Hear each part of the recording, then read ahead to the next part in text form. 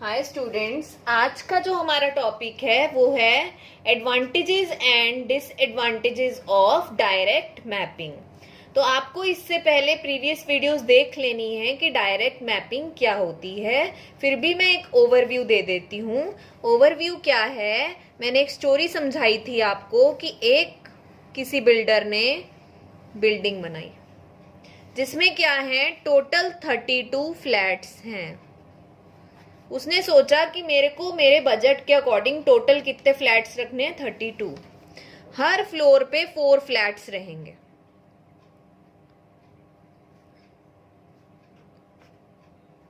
तो टोटल 32 हैं और हर फ्लोर पे 4 हैं, तो टोटल फ्लोर्स कितने होंगे, 8।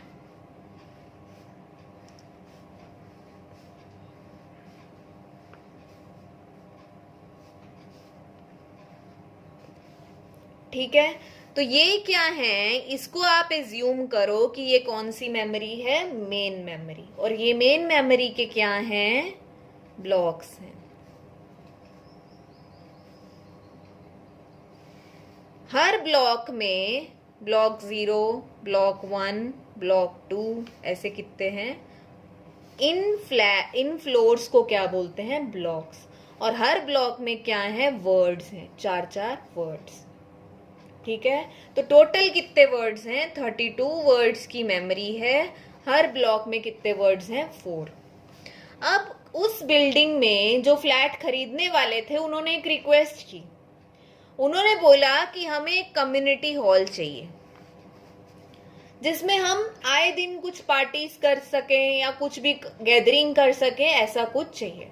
तो बिल्डर ने बोला कि मैं 4 फ्लोर का टोटल 16 फ्लैट्स की कैपेसिटी का एक कम्युनिटी हॉल बनाता हूं, लेकिन कंडीशन ये रहेगी कि जितने फ्लैट्स एक फ्लोर पे यहां हैं उतने ही यहां रहेंगे।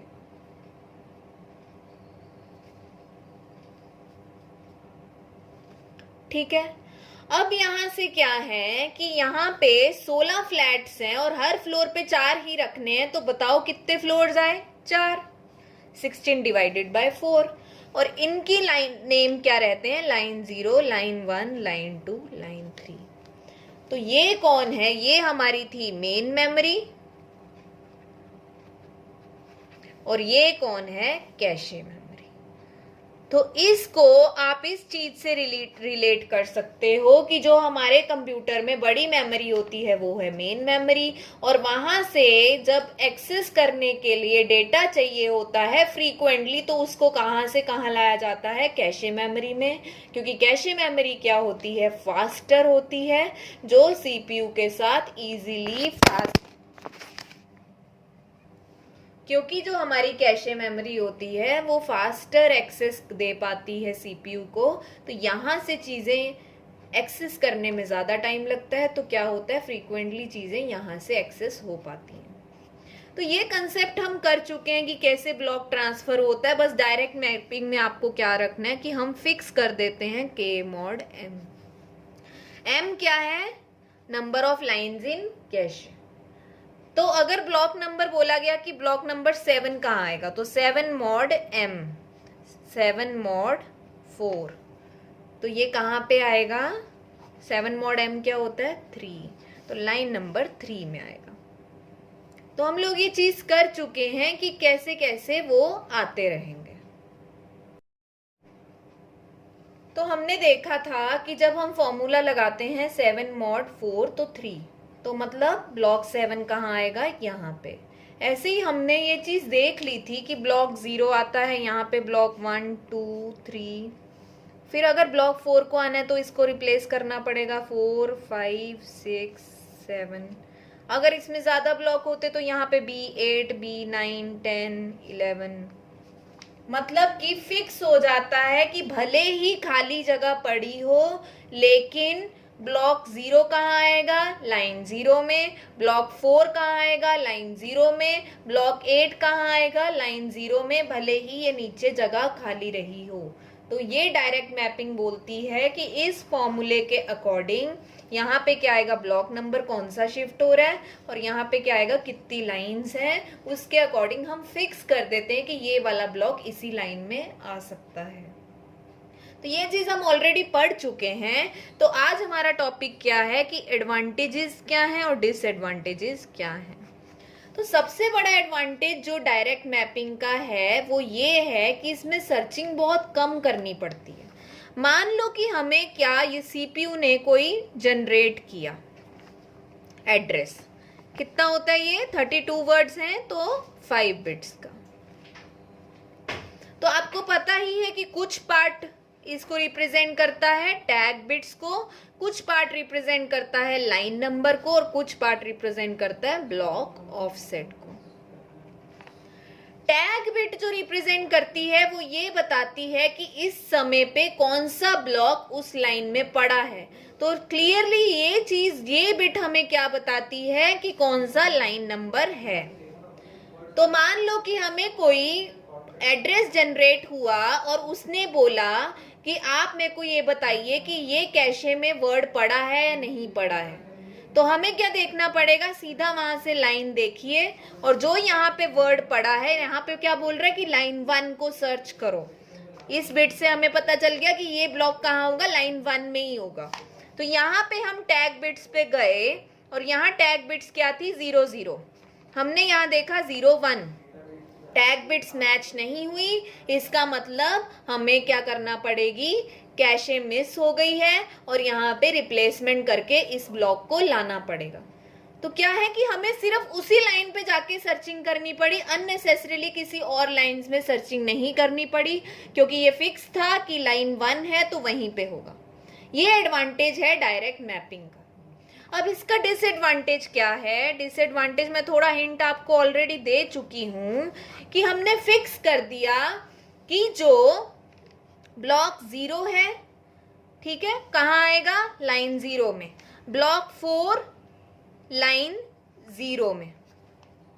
तो हमने ये फिक्स कर चुके हैं कि ब्लॉक 0 लाइन 0 में, ब्लॉक 4 लाइन 0 में। मतलब कि अगर इस फ्लैट के लोगों को पार्टी करनी है तो वो कहाँ कर सकते हैं, लाइन 0 में। इस फ्लैट के, इस फ्लोर के फ्लैट्स को पार्टी करनी है तो लाइन 0 में, ठीक है। लेकिन एक टाइम पे एक ही ब्लॉक आ सकता है किसी लाइन में। आपको पता ही है कि block size is equal to line size. तो अगर ये कह लीजिए कि पूरे कम्युनिटी हॉल में ये लाइन खाली पड़ी है, ये लाइन खाली पड़ी है, ये लाइन खाली पड़ी है, क्योंकि ब्लॉक 1 ब्लॉक 5 को आज पार्टी नहीं करनी है, ब्लॉक 2 ब्लॉक 6 को भी पार्टी नहीं करनी है, ब्लॉक 3 ब्लॉक 7 को पार्टी नहीं करनी है।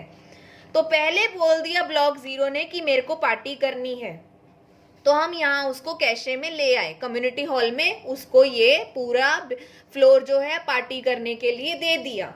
अब उसी समय ब्लॉक 4 ने भी बोल दिया कि मुझे भी पार्टी करनी है। तो हम डिसाइड कर चुके हैं कि 4 mod 4 कहाँ आएगा, लाइन 0 में। लेकिन अभी लाइन 0 में कौन है, ब्लॉक 0। तो हमें क्या करना पड़ेगा, ब्लॉक 0 से वो जगह खाली करवानी पड़ेगी। हालांकि नीचे के सारी फ्लोर्स क्या हैं, कम्युनिटी हॉल के खाली पड़े हैं। लेकिन हमारी डायरेक्ट मैपिंग ने ये रूल रख दिया था कि मेरा ब्लॉक 0 यहीं आ सकता है, यहाँ नहीं आ सकता, ब्लॉक 4 यहीं आ सकता है, क्योंकि वो किस फॉर्मूला के अकॉर्डिंग चलता है, K mod M।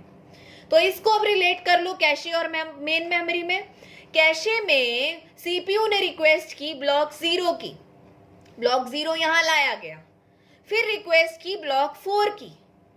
तो हमने देखा कि यहाँ भी तो ब्लॉक 4 को रख सकते थे, यहाँ पे भी तो ब्लॉक 4 को रख सकते थे, यहाँ पे भी तो ब्लॉक 4 को रख सकते थे। लेकिन हमने रूल फिक्स किया था कि भाई हमारा तो ब्लॉक 4 कहाँ आएगा, लाइन 0 में। तो इसको हटाना पड़ेगा और उसको लाना पड़ेगा, ठीक है। तो इस कंसेप्ट को क्या बोलते हैं, कन्फ्लिक्ट मिस।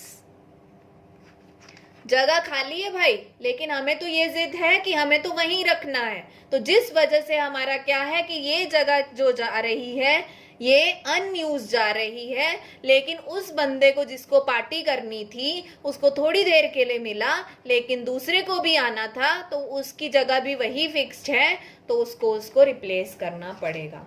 तो डायरेक्ट मैपिंग के एडवांटेजेस आपको समझ आ गए होंगे कि ज़्यादा सर्चिंग नहीं करनी पड़ती, लाइन से टैग बिट्स को मैच कर लो, बस किसी और लाइन में जाके सर्चिंग नहीं करनी पड़ेगी।